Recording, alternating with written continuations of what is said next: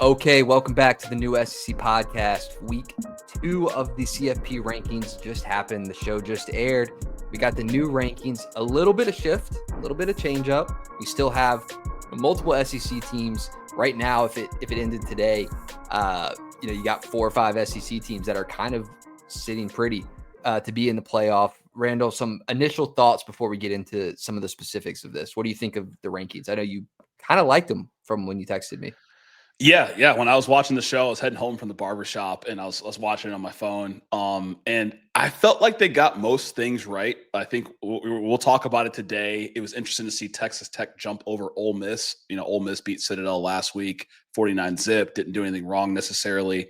Obviously, Texas Tech had a big win. I think it was interesting to see Texas jump a spot and seeing how the committee respects Texas's play of late. I think a little bit of eye test, obviously coming off of that Vanderbilt win and a bye. So those are a couple things that stood out to me, the Texas Tech move and the Texas move.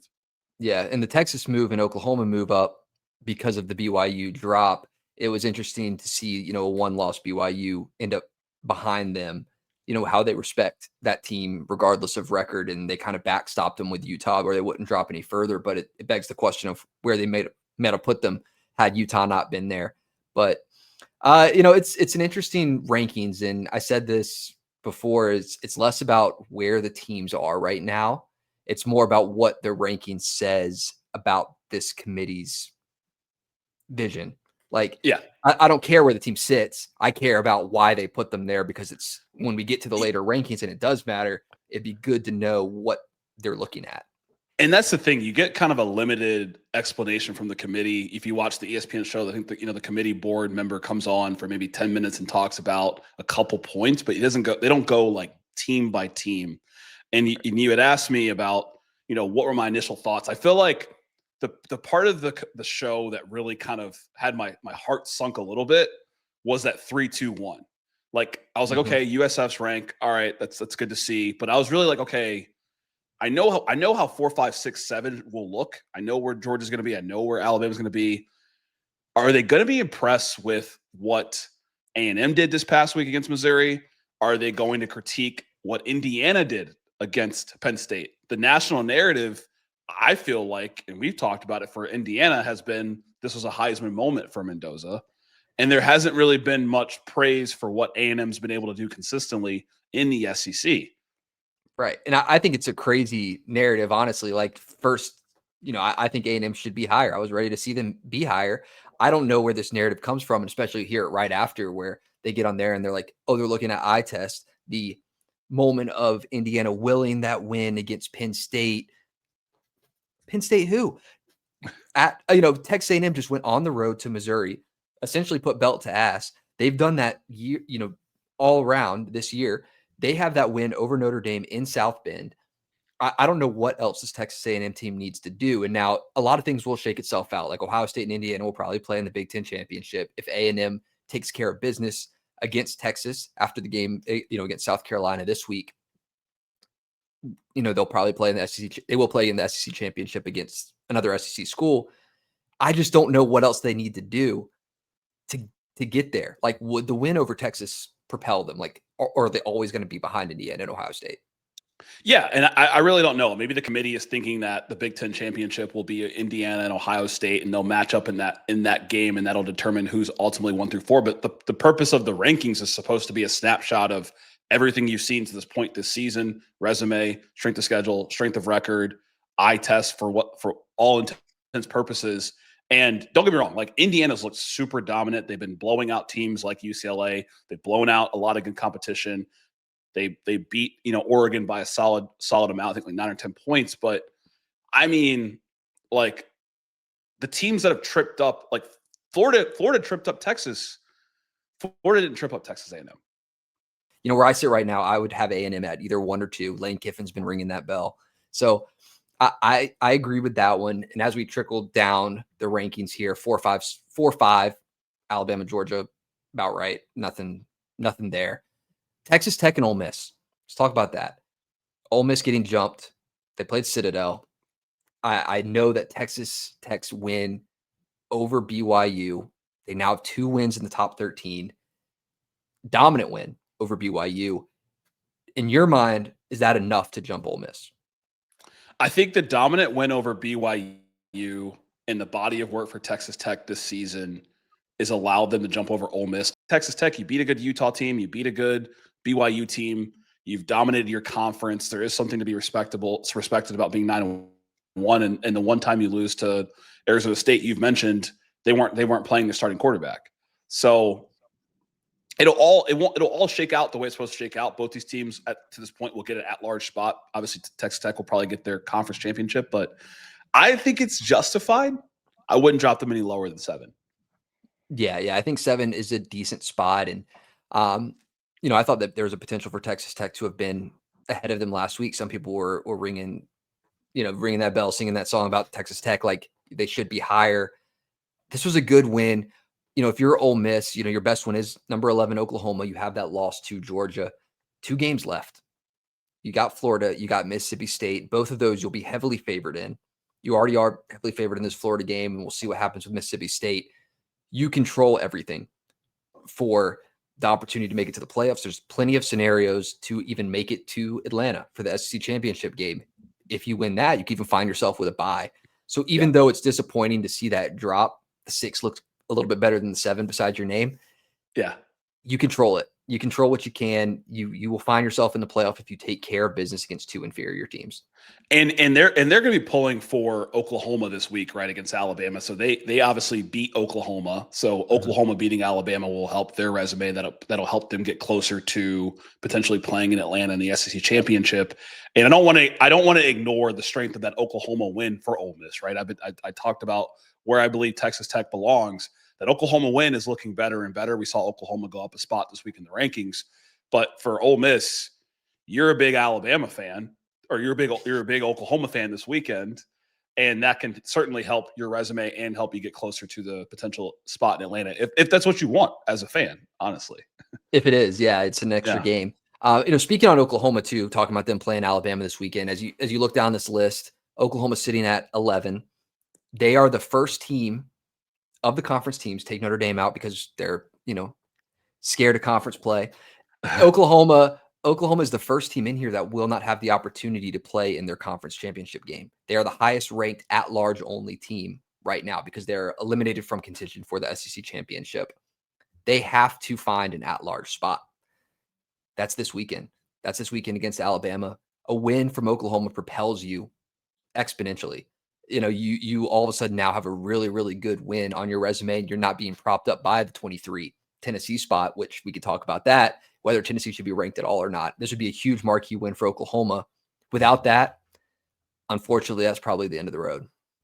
Yeah, you got to win. You need Notre Dame to lose to Pitt. You need Texas to lose to Georgia. Like that's kind of the name of the game. Yeah. Huh? For comfortability, yeah. For comfortability, I think so, right? You had talked about it. Pretty much the way it looks today, the top 10 teams will get in, and then one of the G5 spots, right? So right now, Texas kind of has that last spot in. They have the head-to-head. If they beat Georgia, they're a lock. If they beat Georgia and then Oklahoma beats Alabama, then the discussion will get very interesting. Well, Texas could still find themselves out with a loss to A&M because they would be 3 loss. The Georgia win would look really good, but it'll be interesting to see. But yeah, there's 2 spots, 11 and 12. Oklahoma currently out of the bracket, even though they find themselves in the top 12 to make room for a Miami. And then the 12 seed BYU getting booted for South Florida right now is the highest G5.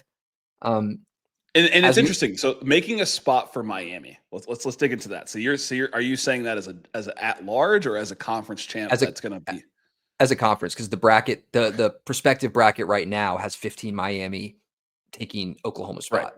So, because last week we saw Virginia there. So Virginia losing obviously last week. Same with Louisville. ACC having all kinds of shakeup. They have the most potential teams that could make their conference championship with 7 right now. Prospective teams that could make that game. It goes deep. Duke still has a shot. Some of these schools here that aren't even sitting in the top 25 right now could find themselves in the playoff bracket because of that. Yeah. It's going to be interesting. It's going to be interesting the way it plays out, right? We talked about Virginia's playing Duke this weekend. I'm a believer Duke's going to win that game. Yeah, And I then think of so course too. Pitt's playing Notre Dame. It's not necessarily a conference game, but there is a lot of playoff implications on one side. We'll say. I know Yeah. I'll let you speak to how you feel about the narrative that Pat Narduzzi has created here You with know, their it's a coach. game that Pitt won't make the playoffs unless they win the ACC. So why even really put forth effort in the Notre Dame game as far as like player injury? And that's a terrible outlook to have because, you know, we want to see good football. But I understand kind of where he's coming from that our way in is the ACC championship. This Notre Dame game right now doesn't do anything to boost our resume to make us an at-large team. I get it. You know, I think it could be just kind of smoke and mirrors. I think Pittsburgh shows up to play. They're, you know, Division I athletes, people with jobs on the Yeah. line. They're here to play some football. So I think it is kind of a roundabout way of maybe criticizing certain things with schools, particularly Notre Dame, not joining a conference but playing half of a conference as they choose. The only reason that the only reason that he believes that this Notre Dame game will not affect their playoff chances is because he must believe his schedule's bad because Notre Dame's got 2 Well, losses. Texas has 2 losses, and both those teams right now would be in the playoffs. So if Pitt has 2 losses, you beat Notre Dame, then you beat Miami. That's 2 ranked wins. Yeah, you maybe you could have a you conversation could, where you justify getting the at-large spot. you absolutely could, and I think that Notre Dame's rank is kind of a Fluffy. it's a little symbolism of the logo that puts them where they're at. You put any other team's resume on this Notre Dame schedule, and they're not sitting in the top 15. It's just how it is. Yeah. There's no reason for them to be there. There's no quality win. There's nothing. There's nothing really proving that this team is capable. The close losses, like their close losses, the one, you know, Miami and Texas A&M. Not to keep harping on Notre Dame, but yeah, I mean, Pittsburgh has a shot at that game this weekend. I do think that there's room for an at-large, but the ACC wide open. A lot of teams kind of sitting in here, whether Pittsburgh, Louisville, Virginia, Georgia Tech, Miami. A lot of schools have a shot. We talked about Duke, but Vanderbilt, Miami, really quickly. They talked about it on the show. They're 2 schools that have a decent opportunity for an at-large spot because of the teams that could shuffle ahead of them. Texas and Oklahoma could drop out. They could boot other teams out, whether it be, you know, potentially Georgia with a Georgia Tech loss and a Texas loss. You know, you see Notre Dame with the Pittsburgh game. Yep. As long as Vanderbilt and Miami just keep winning their games, there's a chance for them to slowly maybe shuffle into this as teams, you know, roundabout. Yeah, and Vanderbilt certainly has the tougher slate. Well, no, I would probably say Miami has the toughest slate Tennessee, yeah. because they got to play Pitt and they got NC State. I think NC State's very pesky as well. Obviously, they beat Georgia Tech, the best, the highest, the first team in the ACC, not the highest ranked. Yeah. Both paths are tough for Vanderbilt. They got to play Tennessee at the end of the season. But you know, we'll see. We'll Yeah. definitely see. I think they both have a good shot. More so because, like you said, the teams that have to play other teams ahead of them. Texas having to play a tough team, Oklahoma having to play a tough team. I think I know Texas is better than Vandy. I watched them beat them live. I think Vandy Oklahoma would be an interesting game, but we don't get to see it. Yeah.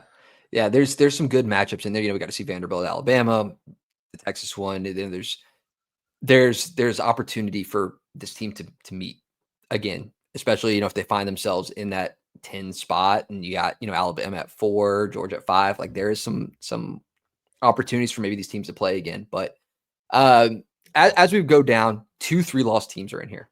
Iowa and Tennessee. 2 3-loss teams. I said before we recorded, I would have preferred to maybe see some different schools get some representation in here, particularly some G5 schools. If we're going to be doing the G5 thing, saying that there's room for them in the playoffs, that they're teams that should be capable of making it, then why are we looking at them like teams like JMU, where they're not as impressive as a Tennessee team who's lost 3 games and beat no one? Right. If we give JMU an opportunity to play the Georgias and the Oklahomas, they are capable of losing that game too. Maybe not as close, but JMU can only play the teams on their schedule. They played Louisville pretty close as well. It's counting for Louisville as a quality win. So obviously that means that JMU is good. I agree with you. Like the AAC right now, I have a lot of American Athletic Conference pride. I went to University of Houston, formerly in the American Athletic Conference. This is a deep conference. North Texas is good. USF is good. We saw them get ranked this past week. Memphis still has an outside shot to find themselves back in the American Athletic Conference race. They beat an Arkansas team in the SEC. Some of these schools have proven that they can beat Power 4 competition. We obviously saw USF beat Florida, same Florida that tripped up Texas. It is kind of like, if we're going to flirt with the idea of 2 G5s getting in over a poor ACC champ, why not have the second highest ranked G5 team at a minimum at 25? Yeah. I mean, you know how I feel about auto bids. I think there shouldn't be any. I think no G5 school should make it unless they find themselves there. Boise State, for a good example, last year, like if you find yourself as a school that's ranked at top 12, then you should make it. You shouldn't be pulled from outside of the top 25 to be in. But if we're going to be playing that game, then, I think some of these schools should be ranked. I think Houston has an opportunity to be in here as well over a Iowa or a Tennessee. Iowa just losing, Tennessee having lost every big matchup on their schedule. It feels like these schools are in there to prop up other schools, and I don't really like that. Yeah, and we talked about it, right? So Iowa to this point has played Indiana. They lost by 5, but that's a good ranked win for Indiana to have. It's really Oregon's first or second ranked win. I think Oregon's going to play USC at some point this year, but those teams need those ranked wins. And then for Tennessee, in some ways, the SEC kind of needs those, right? Georgia, the Alabamas, especially with Missouri dropping out of the rankings and that affecting the ranked win that A&M had and that Alabama had as well. Yeah, Vanderbilt, playing them as well. So my other gripe, going back to the ACC, I just don't understand what Georgia Tech did, losing one game to drop from 7 to they were at, I think, 6. They were at 17. Now they're 16. I just don't really get, like, how have they looked so unimpressive to go down 9 spots? I guess it's because they haven't done anything. Like, they haven't won anything good. Like, I guess, they haven't lost a lot. They've lost one game, but they haven't won anything, worth. Who has Vanderbilt beat? Nobody. I don't know. I mean, like, we talk about all the time, like, Vanderbilt, they lost to Alabama. I mean, they beat a ranked Missouri. Missouri's not ranked anymore, though. Yeah. I mean, they played good teams close. So if you're going to be comparing the schedules, I'm in the boat of you need to win some important games, and Vanderbilt hasn't necessarily done that. And that's kind of the same story for Iowa, and that was your gripe, right? With, like, they didn't beat Indiana, they didn't beat Iowa State at one point, who was ranked from the Big 12, and they didn't beat Oregon this past week, despite losing by 2 points. And I said, if Texas for whatever reason loses to Georgia here, like, I wouldn't hate them still being in the top 25 as a 3-loss team, because they did beat number 11 Oklahoma bad. So, there's a big win that you could point to say, let's keep them in here because they have something on their resume. Some of these schools don't have anything on their resume. And maybe I would rather see, if you're going to be putting a 3-loss team in here, there has to be something to say that they are better than a 2-loss Houston.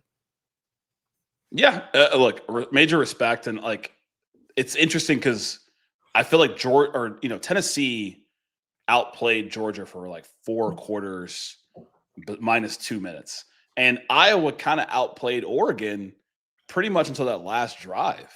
Right. But you got to have a eye test, I guess, is where I think this is coming from. Eye test, Tennessee, they're a dangerous offensive team. Yeah. Dangerous. I mean, they, toe-to-toe with Georgia. They should have won that game, missing the kick. Right.